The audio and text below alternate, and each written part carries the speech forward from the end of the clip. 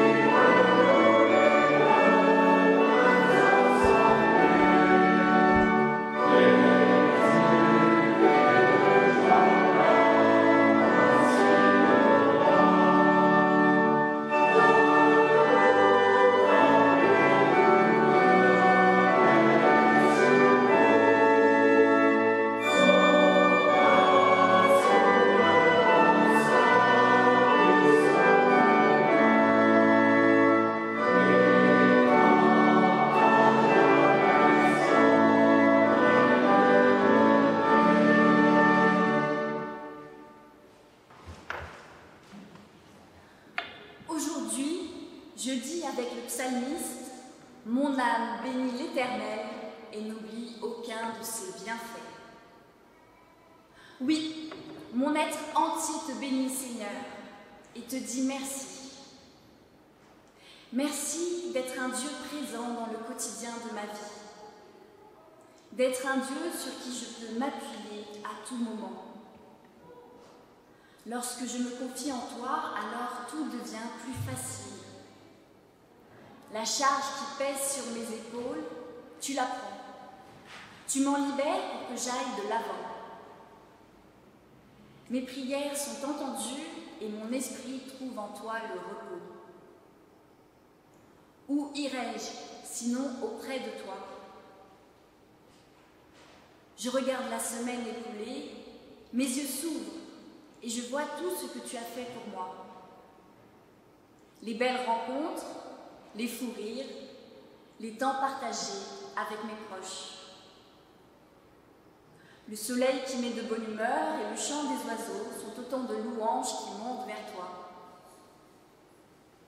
Merci Seigneur, pour ton Église si riche de diversité, pour toutes ces personnes qui s'engagent dans un ministère. Merci pour la fraternité et l'amour qui chaque jour changent le monde. Oui, mon être entier veut te chanter, la nuit et le jour, car tu as donné un sens à ma vie. Le travail que tu me demandes est doux et léger. Il n'y a pas de plus grand bonheur que de te servir, car c'est auprès de toi que se trouve la liberté d'être qui je suis. Non, je ne craindrai aucun mal, car tu es avec moi. À chaque instant de ma vie, mon âme proclame tout ce que tu as fait pour moi. Amen. Seigneur, ce n'est pas toujours facile de te demander pardon. Alors qu'il y a tant de gens sur la terre qui auraient 1000 raisons de le faire et qui s'en abstiennent. Nous n'avons tué personne, nous essayons de donner de notre temps et de notre argent à ceux qui en ont besoin. Nous trions nos déchets et tentons de moins polluer cette terre que tu nous as confiée. Nous payons nos impôts et nous allons au culte assez régulièrement. Seigneur, il y a tellement de personnes qui auraient besoin de te demander pardon pour un tas de raisons. Mais nous, qui le faisons chaque semaine et peut-être plus, nous ne savons pas toujours quoi te dire. Il est tellement plus facile de voir le péché chez les autres, tellement compliqué de voir le sien. Alors Seigneur, aujourd'hui, nous ne te ferons pas une liste de fautes, tu les connais mieux que nous. Aujourd'hui, nous te remettons simplement nos vies imparfaites et te prions pour que tu fasses de nous des disciples meilleurs, attentifs à ta parole, persévérants dans la prière, prompts à pardonner et lents à juger. Seigneur, aujourd'hui nous te remettons simplement nos vies. Fais-en ce qui est juste, selon la justice qui est la tienne. Amen. Voici ce que dit le prophète Isaïe au chapitre 54. Un court instant, je t'avais abandonné, mais avec une grande compassion, je te recueillerai. Dans un débordement d'irritation, un instant, je m'étais détournée de toi. Mais avec fidélité, pour toujours, j'aurai compassion de toi, dit ton Rédempteur, le Seigneur. Il en sera pour moi comme au jour de Noé. J'avais juré que les eaux de Noé ne se répandraient plus sur la terre. Je jure de même de ne plus m'irriter contre toi et de ne plus te rabrouer. Car quand les montagnes s'en iraient, quand les collines vacilleraient, ma fidélité envers toi ne s'en ira pas, et mon alliance de paix ne vacillera pas, dit le Seigneur qui a compassion de toi.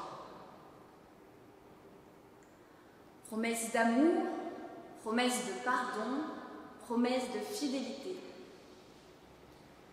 Amis, cette promesse n'est pas la juste rétribution de nos mérites personnels, mais elle est le signe de la grâce, de la justice de Dieu. Une justice sans mérite, offerte par amour. Recevez le pardon de Dieu avec joie. Amen. Et comme nous avons été pardonnés et libérés, nous avons la force de nous lever pour écouter la volonté de Dieu.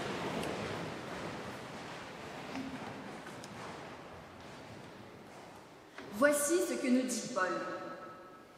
Consacrez-vous assidûment à la prière. Par elle, veillez dans l'action de grâce. Priez également les uns pour les autres, afin que Dieu nous ouvre une porte pour la parole et pour que se dise le mystère du Christ. Que nous en parlions clairement comme nous devons en parler. Comportez-vous avec sagesse envers ceux du dehors. Que votre parole soit toujours accompagnée de grâce, assaisonnée de sel, pour que vous sachiez comment vous répondrez à chacun. La prière. Le Seigneur nous invite, à travers les mots de Paul, à la prière. La prière qui transforme nos vies, qui pousse au témoignage. La prière comme une recette de cuisine pour que nos paroles humaines et maladroites soient paroles de grâce et de sagesse. Amen. Et réconfortés avec Dieu, avec les musiciens et avec nous-mêmes, je vous invite à chanter « J'ai besoin de ta confiance ».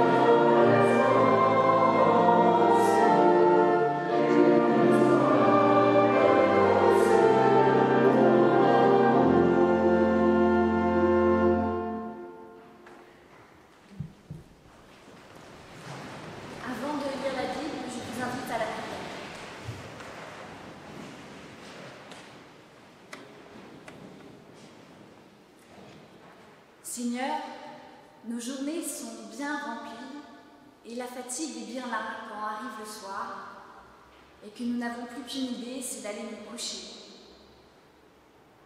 Seigneur, nous ne prenons pas toujours le temps d'ouvrir tes Écritures, de les lire et de méditer ta parole.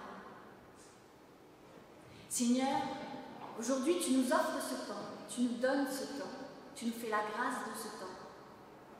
Permets-nous d'avoir des oreilles pour écouter, pour entendre ce que tu as à nous dire.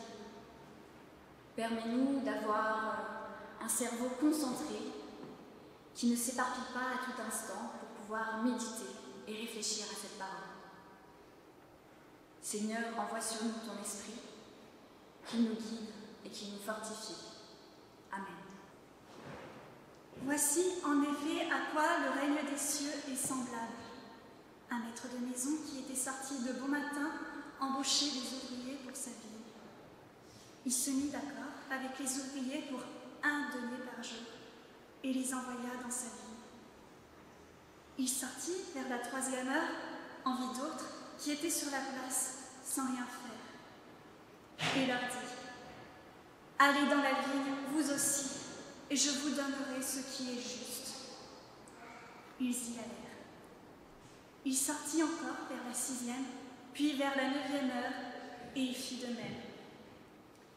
Vers la 11e heure, il sortit encore, en trouva d'autres qui se tenaient là, et leur dit : pourquoi êtes-vous restés ici toute la journée sans rien faire ? Ils lui répondirent : c'est que personne ne nous a embauchés. Allez dans la vigne, vous aussi, leur dit-il. Le soir venu, le maître de la vigne dit à son attendant : appelle les ouvriers et paie-leur leur salaire en allant des derniers aux premiers. Ceux de la 11e heure vinrent et reçurent chacun 1 denier. Les premiers vinrent ensuite, pensant recevoir davantage, mais ils reçurent eux aussi chacun 1 denier. En le recevant, ils se mirent à maugréer contre le maître de maison et dirent : ces derniers venus n'ont fait qu'1 heure, et tu les traites à l'égal de nous qui avons supporté le poids du jour et la chaleur. Il répondit à l'un d'eux : mon ami, je ne te fais pas de tort. Ne t'es-tu pas mis d'accord avec moi pour 1 denier ? Prends ce qui est à toi et va-t'en. Je veux donner à celui qui est le dernier autant qu'à toi. Ne m'est-il pas permis de faire de mes biens ce que je veux ? Ou bien verrais-tu d'un mauvais œil que je sois bon ? C'est ainsi que les derniers seront premiers et les premiers derniers. Les ouvriers de la 1re heure se sont fait carotte. Alors, voilà la réaction de François, mon conjoint, lorsqu'il a lu ce texte pour la première fois de sa vie la semaine dernière. Alors, carotte, ça veut dire qu'ils se sont fait avoir. Les ouvriers de la 1re heure ont travaillé toute une journée pour recevoir la même chose que s'ils avaient travaillé 1 heure. Une chose est sûre, le maître de maison n'est ni un bon économiste, ni juste. Car ce texte nous parle d'une profonde injustice. La justice étant, j'ai vérifié dans le dictionnaire, la juste appréciation, reconnaissance et respect des droits et des mérites de chacun. La juste reconnaissance des mérites de chacun. Où est la juste reconnaissance des mérites dans ce texte ? Il n'y en a pas. Les ouvriers de la 1re heure sont plus méritants que ceux de la dernière heure et ne reçoivent pas d'avantage. Ce texte fait l'apologie d'une injustice, du droit des puissants à se comporter injustement sous prétexte qu'ils ont de l'argent. Je donne à qui je veux, dit le maître de maison. Du chapitre 20 de Matthieu parle d'un monde injuste qui est décrit comme étant la justice de Dieu. Ce chapitre 20 nous parle en particulier de 2 personnages le maître de maison et un des ouvriers de la première heure. Et c'est sur eux que je veux m'arrêter ce matin. Le maître de maison. Le règne des cieux est semblable à un maître de maison étant sorti de bon matin pour embaucher des ouvriers pour sa ville. Le règne des cieux est semblable à. Dès les premières lignes, Matthieu nous met en garde. Cette histoire n'est pas faite pour nous indiquer un modèle économique à suivre. C'est une parabole qui est là pour nous expliquer les choses célestes, les choses de Dieu. Elle est symbolique, elle décrit l'action de Dieu dans le monde et nos interactions avec lui. Et c'est avec ce présupposé-là que nous devons cheminer ensemble ce matin. Le maître de maison, c'est-à-dire Dieu, est décrit comme se levant tôt pour aller chercher des ouvriers à embaucher. Il en trouve et se met d'accord avec eux sur un salaire, 1 denier par jour, ce qui correspond, paraît-il, je fais confiance aux commentateurs, aux exégètes, à un salaire tout à fait dans la norme pour l'époque. Un salaire juste. Les travailleurs, sachant que ce prix est honnête, acceptent de travailler pour le maître et vont dans sa ville. Puis le maître, une fois qu'il a embauché ses ouvriers, il aurait pu s'arrêter là. Ne plus sortir de chez lui, surveiller ceux qui travaillaient dans la ville, ou alors se reposer. Mais non, le maître ressort chercher des ouvriers plus tard dans la journée, leur promettant un salaire juste. Là, il n'est pas question de chiffres. Les ouvriers qui partent travailler dans la ville ne savent pas exactement ce qu'ils auront à la fin de la journée. Mais ils ont confiance dans la parole du maître, dans cette justice qu'il leur promet. Le maître, après être sorti 2 fois dans la journée, aurait pu s'arrêter là. Mais il ressort et ressort encore. Il ressort même quand il devient ridicule d'aller embaucher des ouvriers pour simplement 1 heure. Il sort et il promet à qui veut l'entendre la justice. Ce Dieu que nous décrit Matthieu est infatigable et persévérant. Que la fin de la journée, qui pourrait symboliser la fin du monde, soit proche ou loin, il sort pour venir nous chercher. Quelle que soit notre compétence, quel que soit notre CV. Car si les ouvriers de la dernière heure étaient sur la place, n'est-ce pas parce qu'ils étaient trop nuls pour être embauchés ailleurs? Non. Dieu ne prend pas en compte nos compétences. Il sort et vient à notre rencontre. Dans cette parabole, Dieu n'envoie pas des serviteurs pour aller chercher ses ouvriers. Il se déplace personnellement. Pourquoi? Parce que Dieu a désespérément envie de voir toujours plus d'ouvriers travailler dans sa vie. Parce que ces gens qui sont sur la place attendent un travail.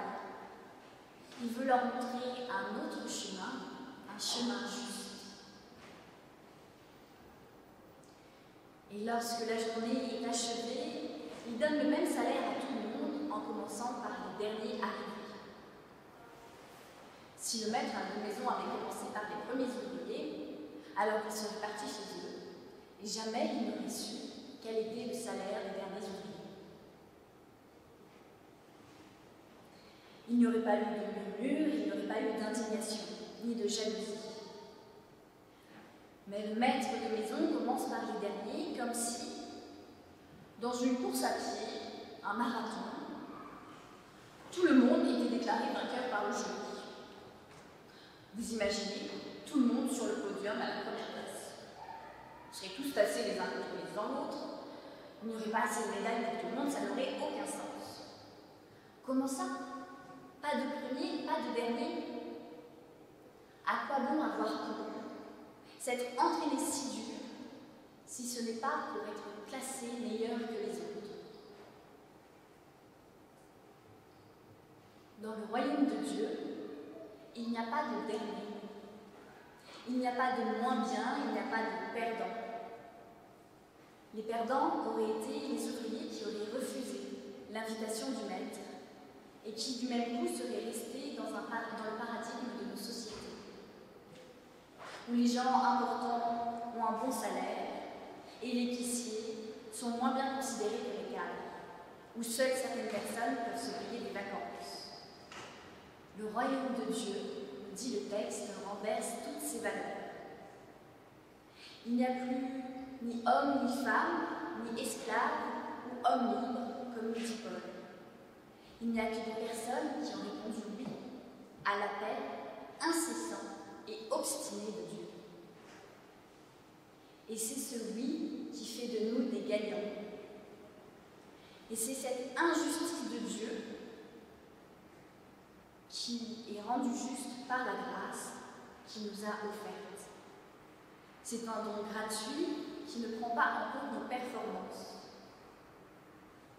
Et c'est grâce à cela que nous nous sentons libres. Libres de la pression de devoir bien faire. Nous pouvons, nous aussi, devenir des ouvriers de Dieu et répandre cette bonne nouvelle.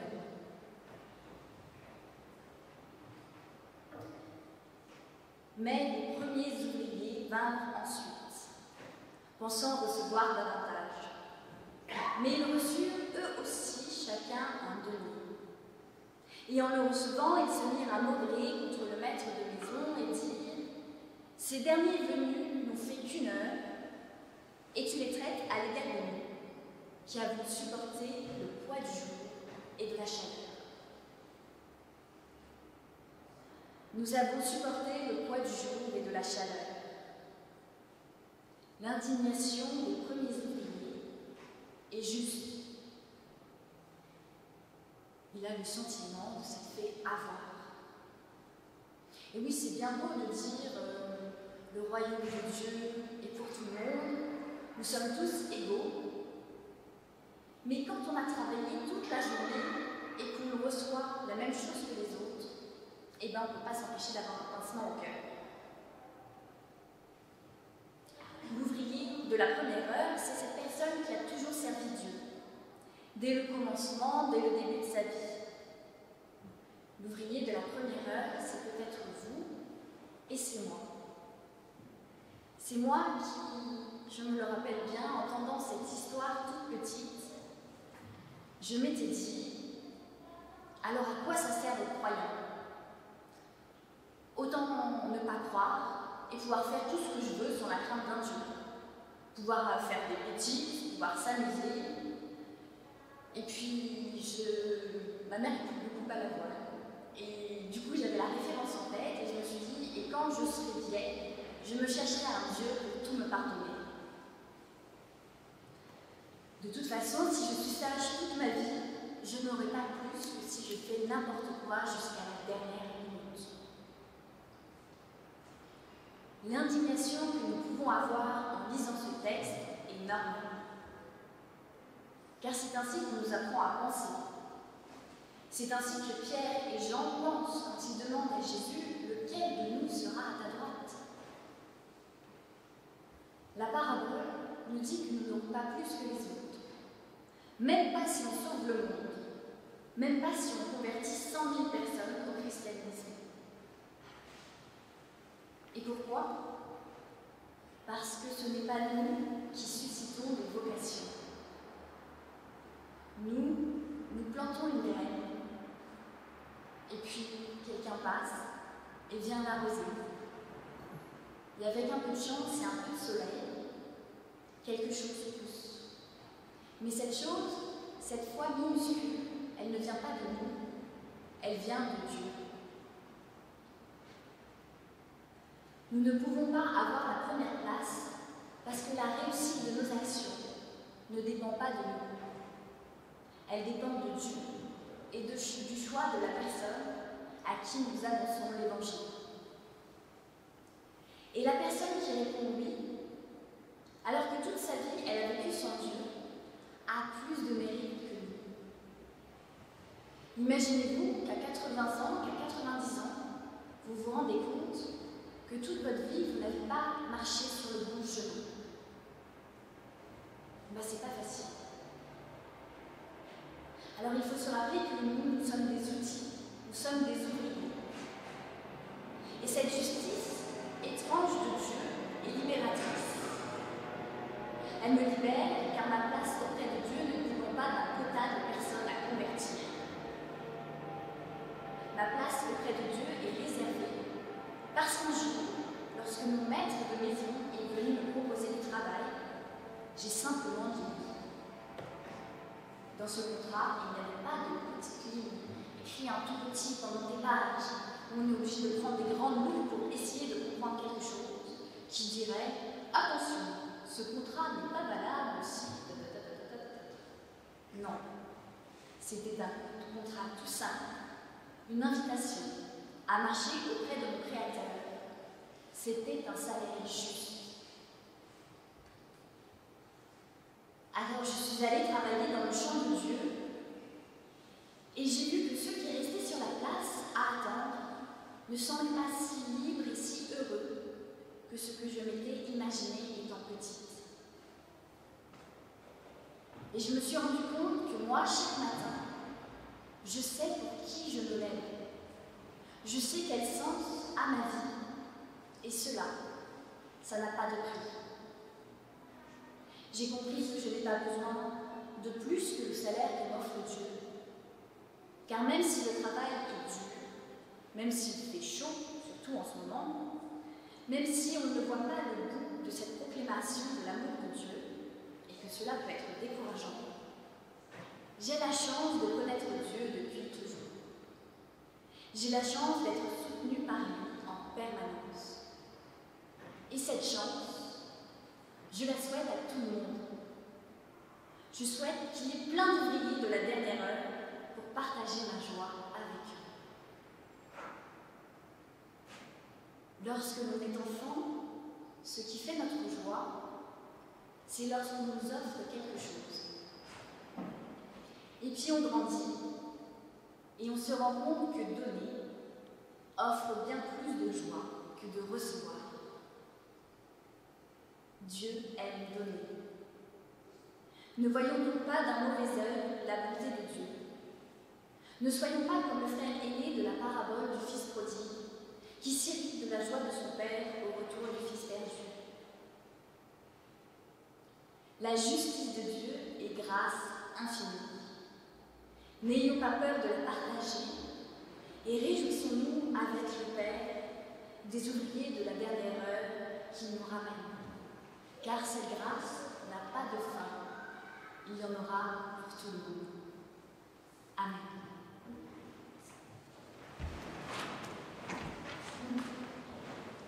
Quand je dis Seigneur mon Dieu, je crois en Dieu le Père Tout-Puissant. Je proclame que notre monde n'est pas le fruit du hasard, mais fruit de l'amour. Je le garderai donc dans l'amour et traiterai tous les humains comme s'ils étaient de ma famille. Quand je dis Seigneur mon Dieu, je crois en Jésus-Christ, son Fils unique, crucifié sous Ponce Pilate et ressuscité. Je proclame que ce que je sais de plus juste sur Dieu, c'est Jésus-Christ. En conformant le plus possible ma vie à la sienne, en faisant de ses priorités mes priorités, je ne prétends pas que je réussirai dans la vie, mais que je réussirai ma vie. Quand je dis Seigneur mon Dieu, je crois en l'Esprit Saint. Je proclame que la puissance qui habitait et guidait Jésus est toujours à l'œuvre au cœur du monde. C'est l'Esprit Saint qui me console, me réveille, me pousse à aller plus loin dans l'amour. Quand je dis Seigneur mon Dieu, je crois en l'Église.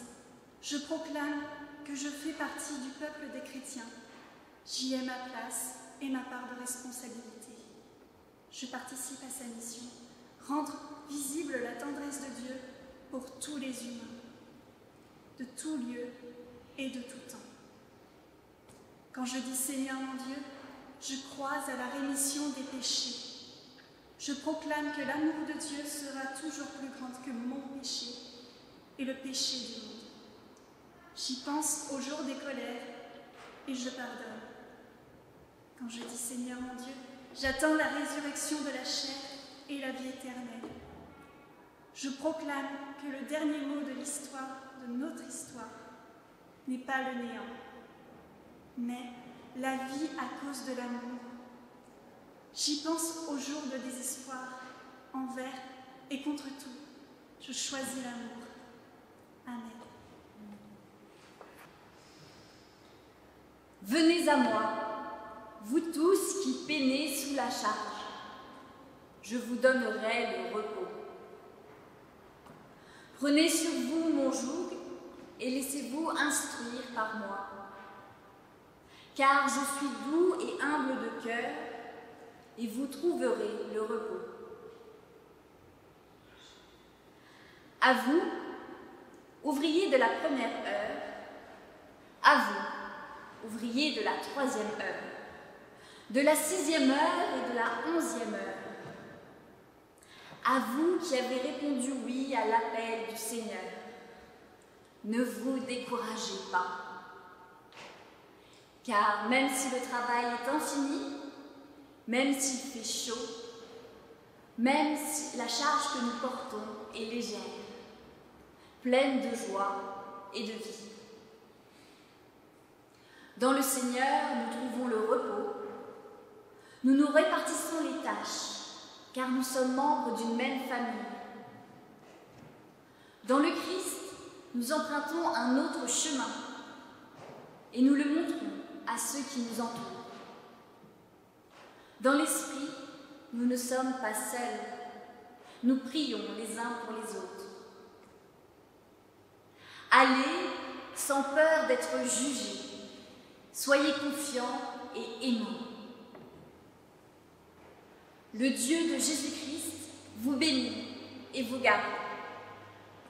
En son sein, vous trouverez un repos réparateur et une force nouvelle. Amen. Et comme chant de sortie, nous prenons que Dieu nous bénisse et nous garde.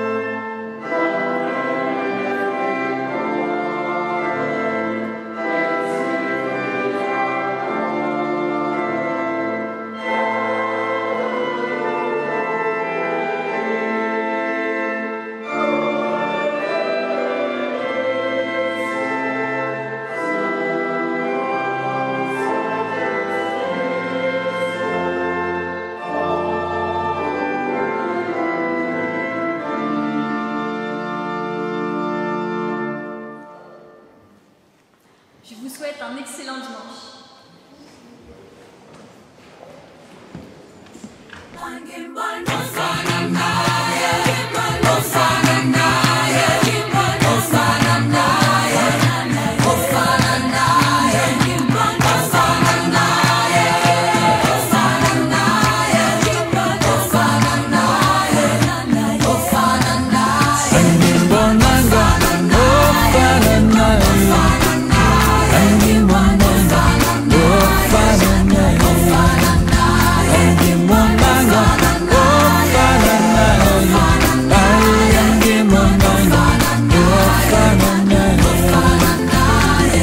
On a cherché partout sur la terre et aux cieux, car on a voulu te remplacer. Mais ta grâce nous éclaire et nous ouvre les yeux. Personne n'est comme toi, personne Seigneur.